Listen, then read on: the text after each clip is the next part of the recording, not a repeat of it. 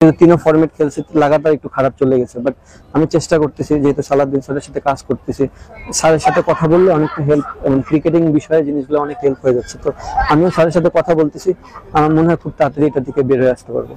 দেখুন, যে কোনো ব্যাটসম্যানের একটু ব্যাট আসতেই পারে, টেকনিক্যালি খুব একটা সমস্যা নেই। আমার মনে হয় যে এটা থেকে খুব তাড়াতাড়ি সে বের হবে, এবং সে আমাদের বাংলাদেশের one of the finest batsman. গুরু শিষ্যর এমন কথায় টাইগার ভক্ত, বিশেষ করে লিটন ভক্তদের মনে প্রশান্তির হাওয়া বয়েই যেতে পারে। অনেকদিন হলো লিটনের ব্যাটটা হাসছে না। ক্লাসিক্যাল লিটনের দৃষ্টিনন্দন শটগুলো তার ভক্তদের চোখে পড়ছে না। তবে কথায় আছে না, বিশ্বাসে মিলায় বস্তু, তর্কে বহুদূর। লিটনের প্রতি সেই বিশ্বাসটাই রাখতে চাইছেন গুরু সালাউদ্দিন। টেকনিক্যালি লিটনের কোনো সমস্যা নেই, অপেক্ষাটা শুধু ফর্মে ফেরা। চেষ্টার কমতি রাখছেন না লিটন কুমার দাসও, কারণ তিনি জানেন form is temporary but class is permanent.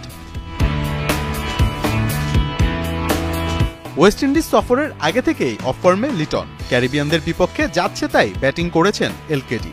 ODI থেকে টি-20 কোথাওই রান করতে পারেননি তিনি। তবে একটা জায়গায় সবার মন জয় করেছেন লিটন কুমার দাস, তার আউটস্ট্যান্ডিং ক্যাপ্টেন্সি। টি-20তে লিটনের বুদ্ধিদীপ্ত এবং নিখুঁত ডিসিশনে বাংলাদেশ পেয়েছে সাফল্যর দেখা। প্রতি ম্যাচেই লিটন মাঠে দেখিয়েছেন তার ঠান্ডা মাথার কারিশমা। ঠিক সময় বোলিং চেঞ্জিং কিংবা ব্যাটারদের দুর্বলতা বুঝে ফিল্ড সেটআপ, সব ক্ষেত্রেই মুনশিয়ানা দেখিয়েছেন লিটন কুমার দাস।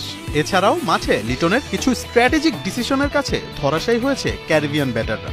বিশেষ করে নিকোলাস পুরানের ব্যাটিংয়ের সময় শেখ মেহেদীকে বোলিংয়ে আনা। মজার ব্যাপার, প্রতিবারই মেহেদীর শিকার পুরান। এছাড়া পাওয়েলের ব্যাটিংয়ের সময় হাসান মাহমুদকে দিয়ে বোলিং করানো।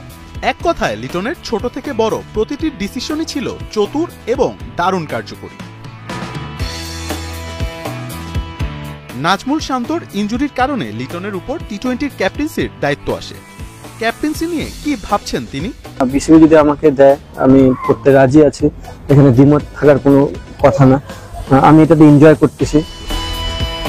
শান্ত জানিয়েছিলেন ক্যাপ্টেন্সিটা করতে চান না, বিসিবিকেও চিঠি দিয়েছিলেন তিনি।